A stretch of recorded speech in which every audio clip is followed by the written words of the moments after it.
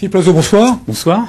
Alors les 11% que vous avez, 11,2% que les électeurs vous ont donné dimanche dernier, vous permettent d'accéder à ce second tour dimanche prochain. Oui. Mais un second tour, pourquoi faire dans l'hémicycle? À quoi servirez-vous, vous, le Front National? Eh bien, écoutez, nous servirons d'aiguillon, notamment à l'UMP, aussi bien au PS d'ailleurs, mais nous servirons en fait d'aiguillon à l'UMP pour leur imposer quelque part de tenir leurs promesses, notamment à l'électorat de droite et à l'électorat patriote. Voilà, et puis ça servira aussi nous servirons de témoignage et nous avons aussi des propositions à faire et nous informerons nos électeurs que nous défendrons bien entendu dans cet hémicycle. Mais cela dit, l'UMP vous accuse en fait de servir objectivement au triomphe de François Bonneau, puisque dans une triangulaire, mécaniquement, ça va être très très difficile au candidat de l'UMP. Ça va voire même de gagner.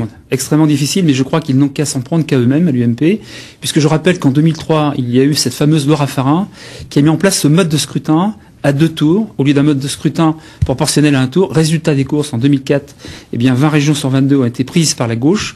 Je rappelle au passage qu'en 98, monsieur Bernard Aran, UDF, qui était associé au RPR à l'époque, l'UMP d'aujourd'hui, si vous voulez, avait gagné cette élection régionale avec l'appui des 13 élus du Front National.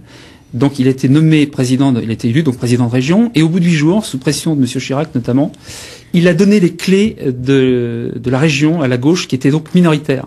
Donc on voit bien là que c'est la faute, la responsabilité en incombe à l'UMP et uniquement à l'UMP et certainement pas au Front National. Je rappelle d'autre part que, si vous vous souvenez, il y a quelques mois aux élections municipales d'Hénin-Beaumont, dans le Nord, dans le Nord, oui, notre région, oui. Marine Le Pen est arrivée en tête avec plus de 40% des suffrages et l'UMP 4% environ.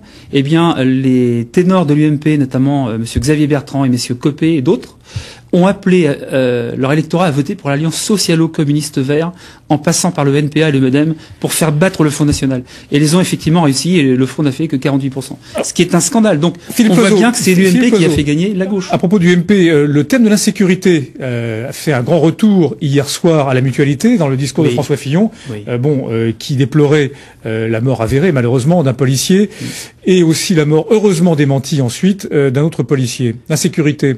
Je pense qu'aujourd'hui, si l'UMP en parle, c'est parce qu'on est en période électoraliste, en fin de course.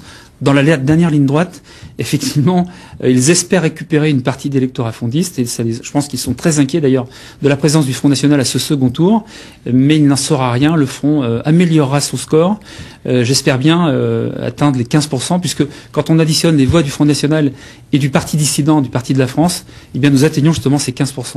À ceci près que Jean Verdon, en tous les cas, n'a pas appelé à voter pour le Front National. Jean Verdon qui donc menait cette liste du Parti de la France, cette liste que vous nommez dissidente, et qui a fait 3,57%, je crois, des suffrages. Tout à fait. Vous savez que personne n'est propriétaire de ces voix, et j'en profite d'ailleurs pour faire un appel à ces électeurs qui ont choisi au premier tour le Parti de la France, pour leur dire que seul le Front National est le seul représentant de leurs idées. Nous sommes le seul parti souverainiste et le seul parti d'opposition à ce système UMPS. Donc je les invite fortement à rejoindre. Est-ce que vous n'êtes pas limité à être, dans le fond, être un parti protestataire et qui, tant qu'il n'atteint pas une majorité réelle, donc est dispensé des contraintes de la gestion? Est-ce que vous ne servez que de porte-voix à ceux qui, à un moment, par désespoir, au sein de la crise, en plein milieu de la crise, vous utilisent dans ce sens? Non, mais on aurait très bien pu participer au pouvoir si l'UMP avait choisi d'ouvrir avec le Front National son programme, plutôt que de l'ouvrir avec la gauche. C'est pour ça qu'aujourd'hui, il se retrouve bien seul, et finalement, il y a de bonnes chances. Je n'ai pas de boule de cristal devant moi, mais il y a fort à parier que l'UMP va se prendre une grosse claque dimanche soir. Vous savez que ce qui préoccupe le plus ces électeurs, ou ceux d'ailleurs de ces électeurs qui ne se déplacent même pas, parce que ils sont une majorité sur ce scrutin-là, comme de toute façon ils sont une majorité dans d'autres scrutins, notamment les européennes en juin dernier, ce qui les préoccupe le plus, c'est la situation de l'emploi. Vous, au Conseil régional, vous avez un groupe FN dimanche soir. Vous en faites quoi de ce groupe FN par rapport à cette préoccupation de l'emploi? Écoutez, nous avons des propositions à faire, bien sûr, puisque ça fait partie de notre programme. Je rappelle au passage que le développement économique et de l'emploi dans cette région, nous le disons d'ailleurs depuis un moment, quand on connaît la part justement du développement économique dans cette région, la part est de 5% dans le budget, qui est d'environ 1 milliard d'euros. Et 5%, quand on retire Capasso, ces subventions accordées aux créations d'emplois associatifs, il ne reste plus que 33 millions d'euros. 33 millions d'euros sur un budget d'1 milliard, c'est insuffisant, c'est inefficace, et c'est Donc, largement en un mot, insuffisant. plutôt en un chiffre, vous souhaitez quoi?